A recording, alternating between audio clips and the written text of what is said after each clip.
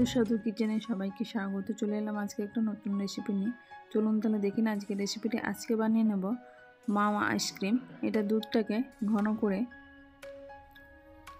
এখানে আমি 2 লিটার দুধ নিয়ে দুধটাকে এরকম ঘন করে নিয়েছি। দুধটা অনেকটাই ফুটে এখন হাফ লিটার মতো হয়ে গেছে। এরকমভাবে কালারটা দেখে বোঝা যাচ্ছে।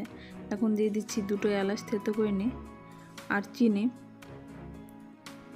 4 চামচ মতো চিনি দিয়ে চিনিটা ভালোভাবে গলিয়ে নেব। এখানে কিন্তু গরমের মধ্যে গরম হয়ে যাচ্ছে।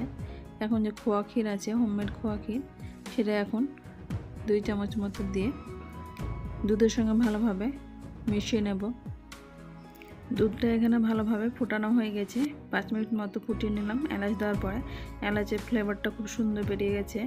এখন খোয়া ক্ষীর, চিনি সবগুলোই গুলে দুধের সঙ্গে মিশে গেছে। এখন এটা ওভেন থেকে নামিয়ে এটা ঠান্ডা করে নেব। এটা ঠান্ডা করে নেওয়ার পরে এরকম আইসক্রিম মোল্ড নিয়েছি, এর মধ্যে এখন দিয়ে দেব। এরকম আইসক্রিম মোল্ড যদি না থাকে তাহলে ছোট ছোট গ্লাস কিংবা কাপে এরকম বসিয়ে নিয়ে খুব সহজে এটা তৈরি করে খাওয়া যেতে পারে বাড়িতেই। এরকমভাবে সবগুলোই আইসক্রিম মোল্ডে দিয়ে এটা ডিপ ফ্রিজে রেখে দেব 8 থেকে 10 ঘন্টার জন্য। এরকম স্টিকার আছে, স্টিকারটা বসিয়ে দিয়ে ডিপ ফ্রিজে রেখে দিলাম 8 ঘন্টার জন্য। 8 ঘন্টা পরে এটা বের করে নিয়ে 5 মিনিট বাইরে রেখে এরকমভাবে হালকা হাতে এটা বের করলে খুব সহজে তৈরি হয়ে বেরিয়ে যায়। খুব সহজে তৈরি হয়ে গেছে মাওয়া আইসক্রিম বা খোয়া আইসক্রিম। আপনার বাড়িতে ট্রাই করতে পারেন।